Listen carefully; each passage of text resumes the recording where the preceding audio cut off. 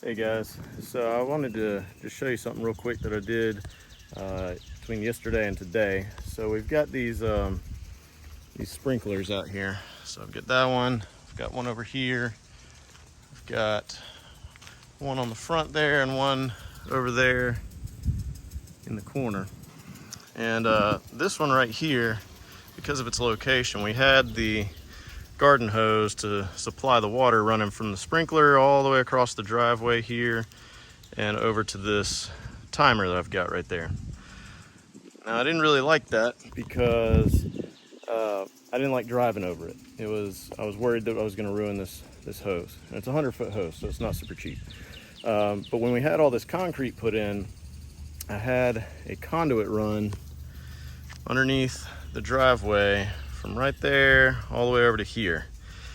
So the other day I went and bought these landscape valve boxes and a little bit of extra pipe and extended those out from the edge of the concrete out to here, and then on this side, and then I also did it on this side over here.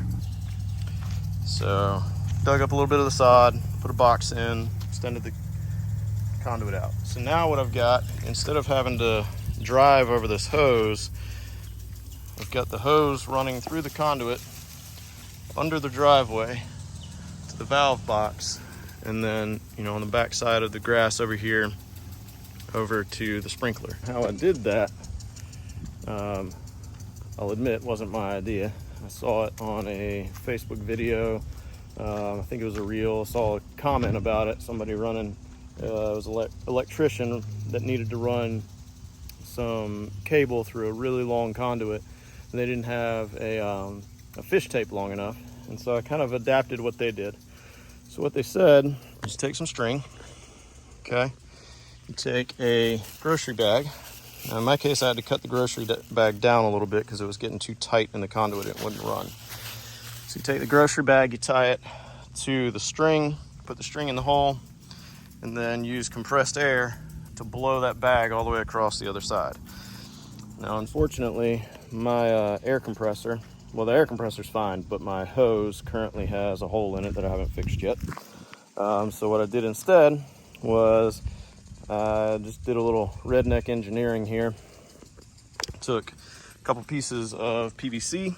I wrapped the PVC in some cardboard, and to make it, to fill the gap up a little bit, and then taped that up with this painter's tape. I did it twice to get my size down a little bit to fit into my blower. And then I took this right here, took this piece of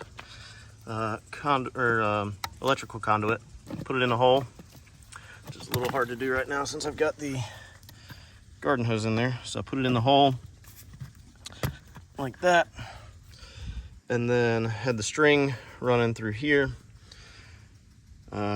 and then just kind of butted these up together. I didn't have them connected really. I just kind of set it on top of there and used that to blow that bag across. Worked out pretty well. Actually really well. A lot better than I kind of expected. Now I did, like I said, have to cut the bag.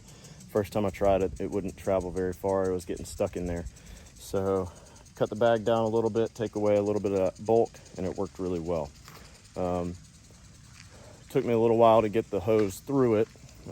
Since I'm working by myself here today, I don't have anybody to kind of hold this, to kind of guide this hose right here into the hole.